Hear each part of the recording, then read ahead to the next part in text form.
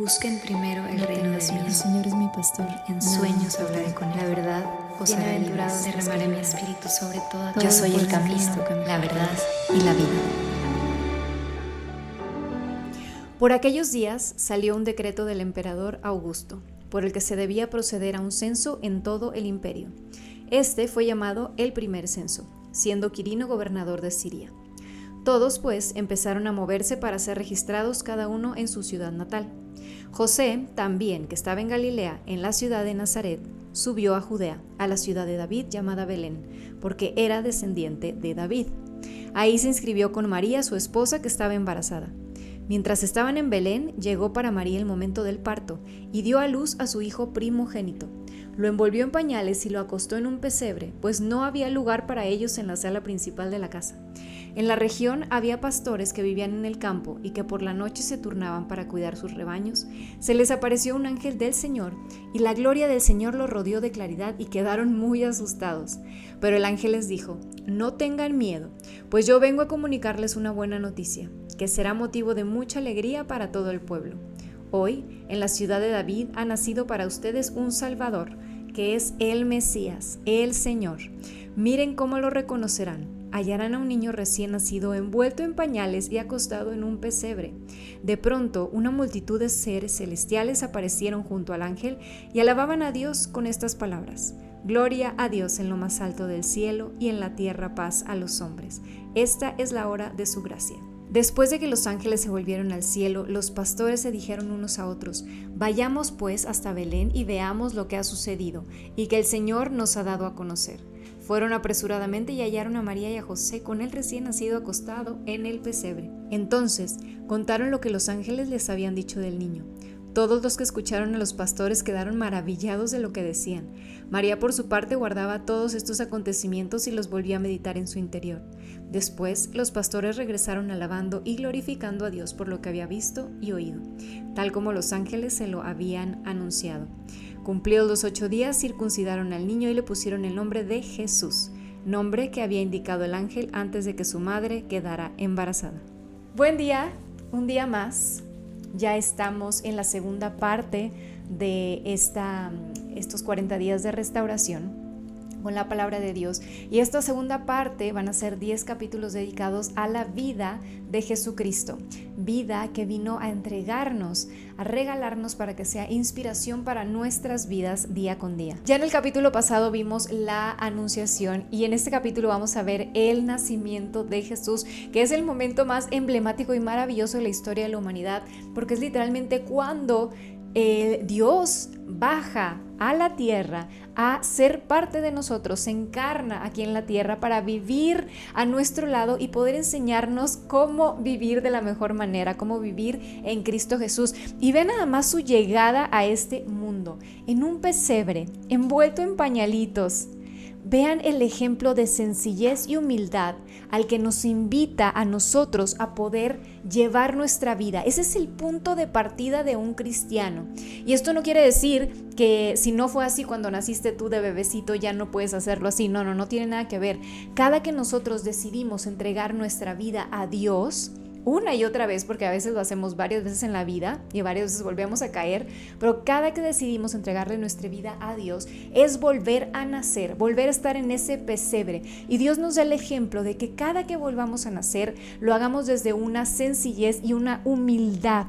Vean nada más, imagínense el pesebre, cómo era tan simple, elementos naturales, tal vez rodeados de animalitos, solo con papá y mamá, y Dios, por supuesto, la luz, el ángel, todos los elementos del reino de los cielos envolviendo al Mesías. Ese es el ejemplo que nosotros debemos de tomar en cuenta cada que decidamos volver a empezar, y no solamente en la vida cristiana, sino también en cada proyecto que hagamos en nuestra vida. Es importante que vayamos desde la sencillez y la humildad que tenemos en nuestro corazón, ¿sí? Por supuesto, eso no quiere decir que si tú has construido algo, ya tienes un camino recorrido con Dios y te has ganado lo que te has ganado, más bien Dios te ha dado, te ha concedido cierto ciertas pues bendiciones, no quiere decir que tienes que dejarlas todas por completo, a menos que Él te pida entregarlas por completo, pero que sí en corazón y en alma volvamos a poner los pies sobre la tierra y recordemos que todos somos hijos de Dios, que todos somos por igual y que no importa el lugar físico terrenal de donde tengamos que empezar para volver a construir ese proyecto o esa misión que Dios nos ha entregado. Lamentablemente desde niños se nos ha inculcado esta idea de que para ser felices en este mundo necesitamos aspirar a los lujos, aspirar a todo este mundo de vanidad y de apariencias, de mucho dinero, de mucha posición social. Sin embargo, Jesús nos enseña algo completamente distinto. Todo este tipo de cosas que Dios nos va dando, las bendiciones que Dios nos va dando, éxitos en nuestra vida, éxitos realmente llenos de espíritu, son una consecuencia del camino y del proceso que Dios tiene para nosotros. Y aquí quiero tocar un tema muy importante que para algunos puede sonar tal vez un poco difícil de asimilar, pero que es una realidad. Cada uno de nosotros en esta vida tiene un papel distinto. Si nosotros aspiramos todo el tiempo a ser como fulanito o fulanita o esta persona que vemos en la televisión o que escuchamos en la radio o que vemos, no sé, en el fútbol, estamos desviando nuestro camino porque cada uno de nosotros somos únicos e irrepetibles. Cada uno de nosotros tiene una misión distinta. Así que en lugar de estar aspirando a ser como tal persona que incluso a veces se puede convertir en idolatría, y eso por supuesto es un pecado, un grave pecado, deberíamos de aspirar a ser el mejor ejemplo de cristiano, servidor de Dios. Porque de esa manera tomamos nuestro papel en este mundo y entonces podemos caminar hacia la misión que Dios tiene con cada uno de nosotros. Entonces, tomando esto en cuenta, es importante que sepas que muchas veces lo que te han inculcado de niño que tienes que llegar a ser no es precisamente lo que Dios quiere de ti. Por supuesto que los sueños que ha puesto en tu mente, esos sí son una pista muy grande de dónde Dios te quiere llevar, de cómo te quiere preparar para llegar a esa misión que necesita de ti. Sin embargo, si nosotros todo el tiempo estamos ensimismados en querer lograr exactamente lo que nuestra vanidad nos ha estado diciendo durante toda nuestra vida, lo más probable es que vayamos a fracasar una y otra vez y Dios nos vaya a hacer repetir el proceso, que todo tiene un porqué, ¿eh? Cada que repetimos un proceso, cada que llegamos a un lugar es una herramienta más, es donde nos estamos preparando cada vez más para lo que Dios quiere para nosotros. Pero si desde un inicio nosotros empezamos desde esta sencillez, esta humildad de entregarle a Dios nuestra vida y de decirle: Dios, por favor, que se haga tu voluntad, que se haga lo que tú quieras con nosotros, entonces ya partimos desde un terreno fértil, algo que ya va caminando hacia un lugar correcto. Fíjense, les voy a dar un ejemplo muy claro en el ámbito en el que yo me muevo, que es el mundo de la actuación. Para los que a lo mejor no me conocían antes, también soy actriz, hago por ahí algunas telenovelas. Y en este medio es muy común que se critique mucho la carrera de algún compañero actor, de cualquier actor. Y entonces los demás empiezan a juzgar: ay, ya viste que fulanito está haciendo tal proyecto, a mí se me hace que eso no está adecuado para él. Yo creo que esa persona debería de aspirar a algo diferente, a algo mejor. Siento que eso está arruinando su carrera, o tal vez no le está yendo tan bien, o tal vez está fracasando, tal vez ya no le dan otro trabajo y probablemente por eso está aceptando este tipo de cosas. Cuando yo empecé en esta carrera también tenía ese pensamiento de decir: híjole, yo no quiero que me vaya como fulanita, que nada más le fue bien una telenovela o dos telenovelas y de repente ya se desapareció, o más bien quiero que sí me vaya como esta otra persona que todo el tiempo está trabajando novela tras novela tras novela. Hasta que un día Dios me dijo: es que si tú quieres ser como fulanita o no ser como fulanita, estás desviando la atención de lo que realmente eres tú. Yo para ti tengo un propósito completamente diferente a cualquiera de los que estás viendo alrededor de ti. Y lo importante es que tú te enfoques en lo que yo quiero para ti, porque yo justo te necesito en ese lugar al que te estoy mandando. Y entonces me ponía a pensar: claro, tal vez Dios necesitaba a ese actor que yo alguna vez vi, que dejó de hacer telenovelas y empezó a conducir eventos, por ejemplo.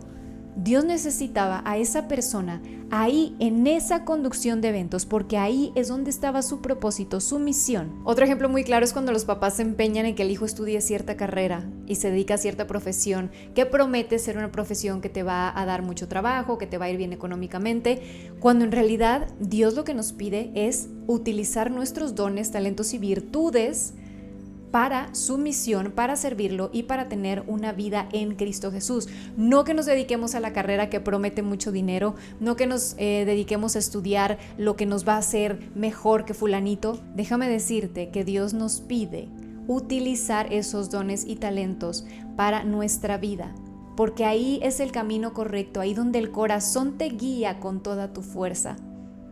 Ese es el camino correcto. Entonces, el que Jesús haya nacido en un pesebre en Belén no es un error para nada. Dios sabía que al poner a Jesús en ese lugar era el ejemplo clave para la vida de un cristiano. Por eso cuando Dios llega a tu vida, te pide una limpieza espiritual general de todo lo que has venido tejiendo durante tu vida, de todo lo que te han enseñado que supuestamente es lo que tiene que ser para que tú seas alguien importante, para que seas alguien valioso. Para mí es tan claro ver en este medio, creo que este medio puede ser como el ejemplo bastante drástico de lo que les hablo, pero cada quien lo puede aplicar a su vida porque aplica en todo tipo de profesiones.